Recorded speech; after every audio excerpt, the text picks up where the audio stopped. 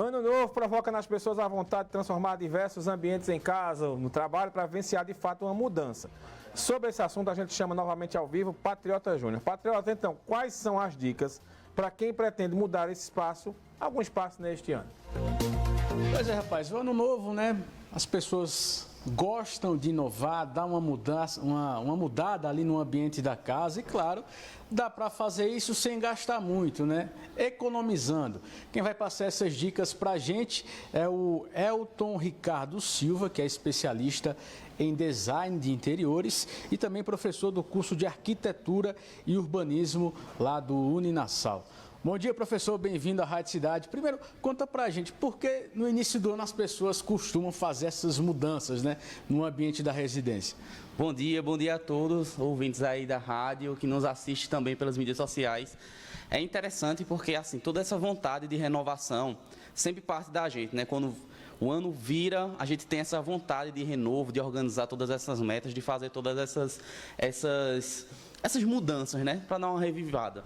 E é interessante porque dá para a gente fazer tudo isso sem precisar gastar muito, né? Há um tabu muito grande, há uma mística muito grande sobre pensar, não, é uma casa, a casa é grande, o meu espaço é grande, e aí eu preciso gastar, investir muito para mudar. Mas, na verdade, o segredo não está em você gastar muito. O segredo está no equilíbrio de composição. Ou seja, quando você sabe dosar e sabe compor as superfícies, e quando eu falo superfície, eu falo de piso, eu falo de parede, eu falo de teto, eu falo de móvel, a pessoa começa a ter um entendimento diferente. Então, é sobre combinar, é sobre gerar aquela composição e não precisar gastar, porque tudo aquilo que você tem dentro de casa, você pode organizar de uma forma mais interessante, e se porventura alguma coisa faltar, você pode criar, né? Ou então até mesmo comprar aquilo para aderir e agregar. Isso vai transformar o lar. É uma tendência para 2023 agora, professor. Ambientes mais funcionais que alinham aí conforto e praticidade, com relação também a cores, decorações. O que é a tendência aí para esse ano? Gente, vê só, a tendência para esse ano é bem interessante. Se a gente for ver, por exemplo, o ano passado, ele veio com uma tendência muito puxada para o orgânico. Quando eu falo orgânico, o que isso quer dizer? São aquelas cores, são aquelas formas que remetem à naturalidade, né? de algum objeto, da natureza, de alguma função que a própria natureza já faz parte dela. Então, assim, quando a gente pensa em tendência para esse ano, a Pantone, que é uma referência para todo mundo, mundial, de cores, ela vem com a cor Viva Magenta, que seria uma espécie de roxo. Na verdade é um roxo avermelhado, puxando para um rosado mais forte. A gente vê essa tendência puxando aí para uma cor mais viva, mas ainda assim há uma elegância nessa cor. Há essa dificuldade das pessoas muitas vezes trabalhar com cores, porque a cor por si só ela vai preencher um espaço muito grande da casa. Geralmente a gente pinta a parede e tudo mais. Então tem que haver um equilíbrio. Você pode trabalhar dentro das tendências, certo? Que vai ter uma pontuação de uma cor muito mais forte ou um pouco mais fraca, mas o grande equilíbrio é a gente não trabalhar com cores muito saturadas. Quando a gente pega aquele vermelho que é muito vermelho, aquele amarelo que é muito amarelo, a gente começa a carregar um ambiente. E à medida que você vai carregando, você naturalmente começa, sem querer, a poluir. Então, a gente vê muito dessa tendência que já estava no ano passado, ela vai prosseguir para esse ano, do equilíbrio, do natural, do remeter à natureza, ao equilíbrio, à organização do natural, da natureza, das próprias formas mais curvas, mais orgânicas, e essas cores que não são tão, como é que eu posso falar, não tão na cara, não tão agressivas. Elas têm aí um pouco menos dessa pigmentação dela. Então, é aquele avermelhado, mas é aquele avermelhado não tão vermelho, é um amarelo mais pastel e por aí vai. Professor, o senhor separou algumas dicas aí fáceis, né, e baratas para quem está querendo dar uma mudada no ambiente da residência. Quais são essas dicas? Gente, quando a gente vai pensar assim, não, eu vou reformar a minha casa, a gente já pensa, foi aquela primeira questão que a gente falou, não, eu vou gastar. Calma, também não é assim. A gente vai pensar como? Eu preciso gerar uma composição que me agrade. Lembrando que cada pessoa e cada casa é um universo à parte, né? Aquilo ali tem que ser tratado de forma singular. Então a pessoa pensa nas suas necessidades, de como isso tem que ser funcional, e pensa a partir disso na composição. Primeiro, a gente trabalha as superfícies. Então a gente pode trabalhar a parede com a própria pintura e o teto também. É muito comum a gente ver apenas o teto branco, né? Mas quando a gente quer criar um efeito mais contemporâneo, talvez mesmo um efeito de caixa, né? Chegando próximo ao efeito de caixa, a gente costuma pintar a própria parede e o teto da mesma cor. Então, se você vê com um cinza, pinta a parede, pinta o teto também, isso já vai dar um ar mais interessante. A própria pintura causa esse impacto. Então, o que é que eu posso fazer? Eu uso uma cor base, que pode ser o cinza, pode ser o branco, pode ser um tom pastel, certo? E vou compondo essa paleta com 2, ou no máximo 3 cores, para ela compor todo o core de cor da casa.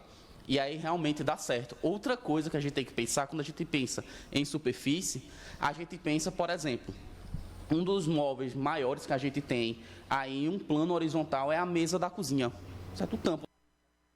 Uma mesa para 4, tem gente que tem uma mesa para 6, então é uma área que vai ocupar um certo espaço daí na minha sala de jantar ou na minha cozinha. Então o que é que a gente pode pensar? A própria mesa, que quem tem o tampo de vidro da mesa transparente, pode pensar em enveloppar ela por baixo, ou seja, aplicar aquelas películas de janela, que no caso são de cores opacas, que quando você aplica por baixo, ela dá aquele efeito que a gente chama de efeito gloss, né? Fica aquele efeito brilhoso, porque tem a camada de vidro por cima. E você pode usar a mesa e não vai arranhar a película porque ela está por baixo.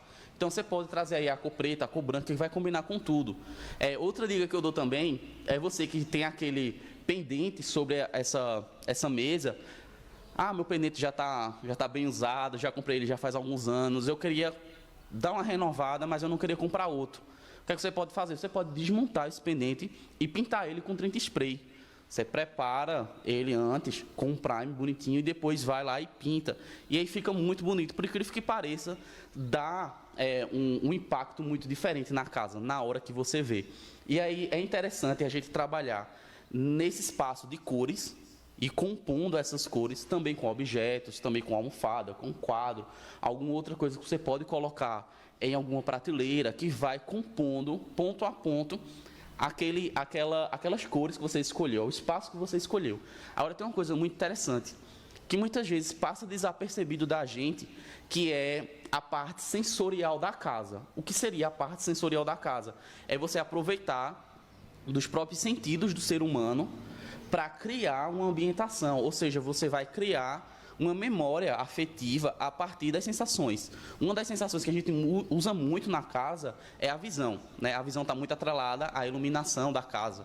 Então, o que a gente pode fazer? Se você não pode, eu não vou comprar luminária, não vou rasgar meu gesso, eu tenho pontos limitados no meu teto, não tem como fazer isso, ou na parede, não tem problema. O que a gente pode fazer? A gente pode comprar luminárias soltas que a gente coloca numa mesa lateral, que a gente pode colocar em uma prateleira, e ela com iluminação diferente, um amarelo mais quente. Por exemplo, tem uma luminária que está bem famosa aí nas redes sociais, eu acredito que algumas pessoas já devem ter visto ela, que é a famosa luminária do pôr do sol, né? Que ela tem uma lente, né, curva e projeta ali uma iluminação circular, parecendo o pôr do sol. Eu comprei um para mim, fica muito bonito. Então você pode criar cenários, apagar algumas luzes, ligar essas luminárias, que fica muito bonito. E ainda no campo das sensações, tem uma coisa que faz muita diferença. Isso parece uma bobagem, mas faz muita diferença, principalmente para você que habita, tão quanto para quem visita a sua casa, que é o aroma. Certo? Se a gente investir no aroma da casa, eu sei que tem um aroma natural da limpeza da casa, da pessoa que vai lá, que limpa a casa e tudo mais. Mas eu falo do perfume da casa. Do mesmo jeito que a gente tem o perfume da gente, que a gente gosta, e as pessoas identificam a gente com esse perfume, a casa também tem que ter. Então tem vários perfumes, tem vários aromas que podem ser dispersos na casa, tanto em estofados, ou seja, aromas feitos para você despejar em tecido, né, de forma spray, e tanto aromas que ficam em difusores. Isso vai criar uma memória afetiva. As pessoas, quando chegam lá, vão lembrar do aroma da tua casa, e isso vai causar um impacto de novo, né, de reforma. E outro campo que a gente pode fazer, acredito que esses dois últimos são bem práticos, que a gente pode fazer. Um é a gente usar as próprias paredes, né, para compor com elementos, além da pintura. Um deles é o próprio bosserri e o ripado, que pode ser feito ou de gesso, ou com material plástico autocolante, ou com os próprios perfis que já vendem prontos em lojas. A gente vai lá, corta e cola eles de uma forma muito prática, muito rápida. Eles já vêm na cor branca, eles podem ser pintados naquela mesma cor que você pensou. Você pode alinhar os quadros junto com eles. E, além disso, você compor ponto a ponto com vegetação. A vegetação ela sempre vai ser atemporal, a vegetação sempre vai fazer parte aí da nossa ligação com o natural. Então é extremamente importante que a casa da gente não seja 100% de pedra, né, de alvenaria. Ela tem que ter algum toque natural, de natureza dentro dela. E uma das coisas que faz muito sentido hoje, né, se você tem um espaço aí na tua cozinha, ou até mesmo na área da casa, em algum espaço, é a gente ter a nossa própria horta. As pessoas dão muito valor aí a se alimentar, a cozinhar bem, ter os seus produtos orgânicos. Então, se você, além de cuidar de uma horta, ou colocar elas mesmo em vasinhos na sua cozinha, já vai fazer muita diferença, além de trazer um aroma legal para aquele ambiente. Você pode, é funcional, você pode usar aquela horta, um manjericão, ou alguma especiaria que vai ter lá naquela horta, e isso vai trazer também beleza, porque todas essas plantas, elas têm sua beleza e compõem aí, junto com o todo que você está compondo. Então, é muito essa mentalidade da composição, não é a mentalidade do gastar muito, do caro, né? É a mentalidade da composição, que vai parecer com que sua casa fique cara, né? Vai dar aquela impressão de caramba, como ela está bonita, parece que você gastou muito nela, mas não. Você teve aí a dosagem, o equilíbrio de compor passo a passo para o todo. Perfeito, muito obrigado pelas dicas valiosas. Começamos aqui com o Elton Ricardo Silva, que é especialista em design de interiores e professor do curso de arquitetura e urbanismo lá do Uninassal. Mário Flávio, volto contigo.